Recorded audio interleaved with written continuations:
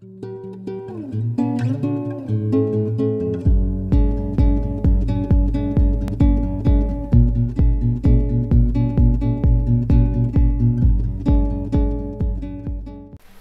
akan beralih kembali ke STIMIK Polkomtek Palembang oleh saudari atau Ibu Eni Andirani. Assalamualaikum Ibu Eni Andirani, apakah ada di room? Waalaikumsalam, ada Pak. Oh baik Bu. Di sini judul penelitian Ibu mengenai tentang klasterisasi lahan sawit pada Sriwijaya Palm Oil Palembang menggunakan algoritma Siemens ya Bu ya? Iya. Ya baik Bu. Silakan Bu untuk presentasinya, sediakan 5 menit dan 2 menit untuk tanya jawab. Silakan Ibu. Ya, saya izin share screen ya Pak Irfai. Boleh, baik Bu. Silakan Bu.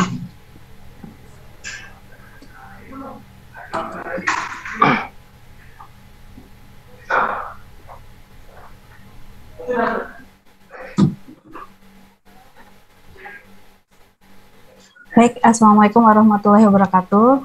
Waalaikumsalam warahmatullahi wabarakatuh. Terima kasih Pak Irfai atas kesempatannya. Kebetulan di sini Eni Andriania berhalangan hadir, jadi saya yang memaparkan hasil penelitian kami, Pak. Perkenalkan, ya saya Rezani Agramanisti Asdi dari Institut Teknologi dan Bisnis Palkomtek. Di sini saya akan memaparkan hasil penelitian kami, yaitu klasterisasi lahan sawit pada Sriwijaya Palm Oil Palembang menggunakan algoritma Siemens. Nah, jadi untuk presentasi saya nanti kurang lebih saya akan membahas latar belakang, metodologi penelitian, pembahasan, dan terakhir simpulan serta saran. Jadi langsung aja kita ke latar belakang penelitian kami, Pak ya. Jadi di sini untuk kontrol lahan sawit berperan sangat penting dalam memastikan produksi sawit agar tetap berjalan dengan baik. Hal ini otomatis untuk memastikan apakah ada kesalahan atau tidak pada blok-blok sawit. Nah, yang menjadi objek penelitian kami di sini adalah di PT Sriwijaya Palm Oil Group Palembang yang terletak di R Sugihan, dan perusahaannya ini memiliki 3 divisi lahan sawit dengan luas kurang lebih 400 hingga 750 hektar. Nah, dari 3 divisi tadi, Pak, setiap divisinya di sini memiliki beberapa blok, yang mana di setiap blok ini nanti terdiri dari beberapa lorong, dan setiap lorong nanti terdiri dari beberapa pohon sawit. Nah, sebenarnya untuk pengontrolan lahan sendiri mereka sudah melakukannya secara manual, dalam artian dicatat hasil produksi setiap pohon di masing-masing blok tadi, lalu dimasukkan ke tabel Excel, dan di Excelnya ini nanti akan dihitung menggunakan standar deviasi untuk dikategorikan menjadi beberapa zona yang ditandai dengan warna merah, kuning, hijau, dan biru. Kalau yang merah ini berarti hasil produksinya sangat buruk, dan yang biru ini berarti hasil produksinya sangat baik atau sesuai dengan target perusahaan. Nah, kelemahan dari prosedur yang mereka lakukan sekarang ini otomatis karena di setiap pengontrol setiap bloknya kan berbeda-beda, sedangkan yang tabel Excel-nya ini kan berupa satu tabel ya, dan yang menginputkan kebetulan juga cuma 1 orang yang menjadi admin yang bertugas untuk inputin ke Excel-nya itu, ya jadi otomatis kalau misalnya dicek sama orang yang ada di lapangan lalu diserahkan ke orang yang admin untuk menginput di Excel-nya, ya otomatis memerlukan waktu yang lumayan, Pak ya. Nah, jadi di sini kita akan buat komputerisasi sistem yang sedang berjalan tadi, yaitu dengan membuatkan sebuah sistem. Dan untuk menerapkan pengelompokan lahan, hasil produksi lahannya tadi, kita akan menerapkan klasterisasi atau sebuah pengkelompokan yang nantinya akan kita kumpulkan datanya berdasarkan kemiripan objek antar data yang ada.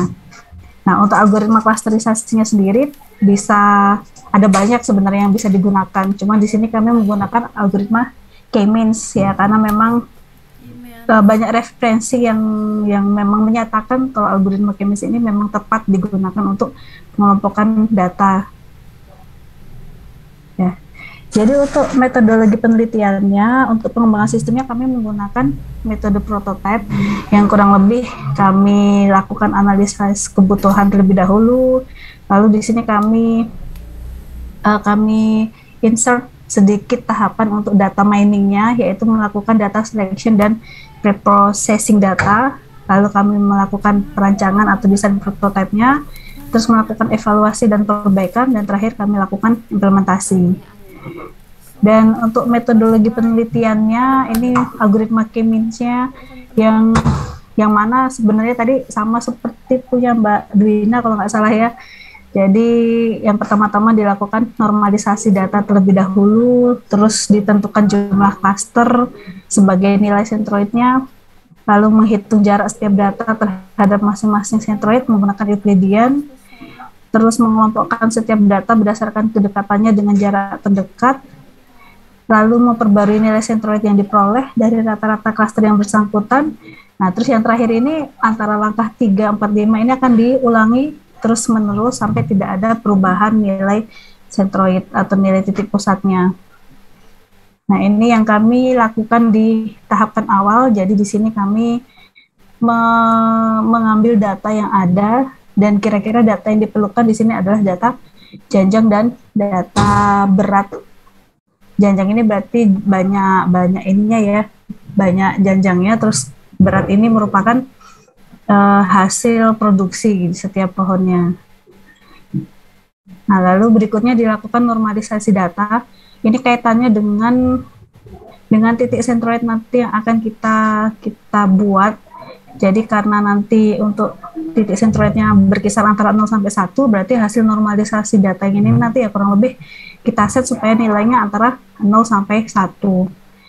Nah, jadi dari yang awalnya seperti ini, berat janjangnya seperti ini atau kilogramnya seperti ini, nah ini dinormalisasikan nilainya menjadi range-nya antara 0 sampai 1. Oh ya, ini yang ditampilkan di sini atau di naskah proceeding nantinya hanya sampelnya aja Pak ya. Jadi kalau data yang diperoleh sebenarnya kami dapat banyak, yaitu kurang lebih 3.005 data. Cuman yang dijadikan sampel di sini 24 data. Nah, terus langkah berikutnya kami melakukan penentuan klaster awal. Jadi di sini karena tadi sudah ditentukan untuk menentukan rentang nilainya 0 sampai 1, maka kami buat klaster 1 nilai klaster centroid awalnya adalah 0,2, terus yang klaster 2 adalah 0,4, klaster 3 0,6, dan klaster 4-nya 0,8. Nah, berikutnya dihitung jarak data ke klaster. Jadi ini antara masing-masing data tadi dihitung, misalnya kita fokus ke janjang. Jadi untuk janjang ini kalau misalnya mau dicari jaraknya ke klaster 1, ya karena tadi nilai centroidnya adalah 0,2, maka kita masukkan ke rumusnya ini yang 0,2 semua. Atau kalau misalnya mau dihitung jaraknya ke centroid yang klaster 2, ya karena tadi titik centroidnya 0,4, maka ya ini tadi bisa dirubah menjadi 0,4. Nah, di sini diperoleh yang jaraknya terpendek adalah tinggal dibandingkan aja nilai yang terkecil, karena untuk yang data pertama nilai terkecilnya di klaster 4, maka jarak terpendeknya dipilih yang berada di klaster 4. Nah, berikutnya dikelompokkan data dari jarak terdekat. Jadi di sini dari beberapa janjang yang diperoleh tadi untuk klaster 1 ternyata jarak terdekatnya adalah yang W23, X22, dan V16. Maka ini dapat diasumsikan ini objek yang sama ya, karena memiliki jarak yang terdekat dengan centroid di klaster 1. Nah, berikutnya diinisialisasi klaster baru. Jadi ini yang diulangi lagi langkah-langkah ketiga sampai keempatnya sampai diperolehlah untuk klaster terakhir seperti ini hasilnya. Dan berikutnya setelah dihitung masing-masing menentukan klaster barunya tadi, kami lakukan juga pengujian akurasi dengan menggunakan rumus sederhana ini, yaitu dihitung persentasenya dengan melakukan perhitungan manual dan membandingkannya dengan perhitungan yang atau output yang diberikan oleh sistem. Nah, berdasarkan pengujian akurasi ini diperoleh keakuratan perhitungan hasil implementasi algoritma K-means ke sistem dengan perhitungan manual kami adalah 83%. Nah, untuk tampilan sistemnya kurang lebih seperti ini. Jadi di sini ada beberapa klaster. Yang merah tadi berarti yang tidak sangat buruk ya, atau yang klaster buruk. Terus yang biru ini adalah yang klaster sangat baik. Baik Ibu Bu Rezania Dramanisti. Ya. Mengingat waktunya sudah ini Bu, mohon maaf Ibu ya. Iya Kak, Bapak Pak. Silakan untuk saran sekaligus kesimpulannya. Oh ya, untuk kesimpulannya sederhana Pak. Jadi aplikasinya sudah jadi dengan menerapkan 4 klaster tadi untuk pengklasifikasian lahan produksi sawitnya, dan hasil pengujian menyatakan bahwa akurasi sebesar 83%. Ya, untuk sarannya ya mungkin bisa dilakukan proses mapping juga biar ketahuan pohon mana yang benar-benar ini. Karena kalau yang seperti ini kan cuma tahu berdasarkan klaster aja, cuma nggak tahu berdasarkan pohon yang mana. Baik, terima kasih Pak Ifai. Iya Bu, sama-sama Bu. Baik Bu, sebenarnya sangat menarik karena terutama di Sumatera Selatan di sini kan lagi ini Pak ya. Di Palembang kira-kira masih langka nggak Bu untuk minyaknya? Minyak goreng Pak ya, ini yang jadi bahasan di seminar tadi Pak ya. Iya Bu. Kebetulan udah banyak ditemui Pak. Iya Bu. Cuman harganya sepertinya masih ini ya. Benar Bu, harganya masih ya bersahabat ya Bu ya. Iya. Baik Bu, sebenarnya sangat menarik sekali untuk judul penelitian Ibu, berhubung waktunya sangat terbatas, dan ini kita nanti akan dilanjutkan ke sesi utama Ibu untuk yang ada pemakalan lainnya. Setelah room ini nanti selesai, nanti Bapak dan Ibu sekalian pemakalan jangan meninggalkan grup dulu atau live grup dulu, nanti akan bergabung kembali ke grup utama. Untuk yang Ibu Rezania Gresti, terima kasih Bu ya untuk pemaparannya Bu. Yes, sama-sama Pak. Ya Bu. Di sini untuk yang belum presentasi ini ada dari Universitas Budi Dharma, kayaknya belum tidak bisa hadir pada kesempatan kali ini. Terima kasih untuk pemakalah dari Universitas Budi Dharma Medan, kemudian Universitas Bina Insan Lubuk Linggau, Universitas Diasen Bengkulu, Institut Teknologi dan Bisnis Palkomtek Palembang, dan Universitas Mahakarya Asia Batu Raja dan STIMIK Palkomtek Palembang. Terima kasih atas partisipasinya untuk acara seminar nasional di Universitas Bina Insan yang pertama kali. Kesimpulan dari seminar kali ini, peserta yang hadir di room 11 ini terdiri dari 10 pemakalah. Yang tidak hadir ada 2 pemakalah. Kemudian mudah-mudahan untuk acara pada sore atau siang ini bisa menambah wawasan Bapak Ibu sekalian. Dan untuk skop dari pemakalah 10 pemakalah ini yaitu pertama analisis website, kemudian di web aplikasi, dan data mining. Itu saja terkait dengan acara seminar pada sore hari ini. Terima kasih semuanya.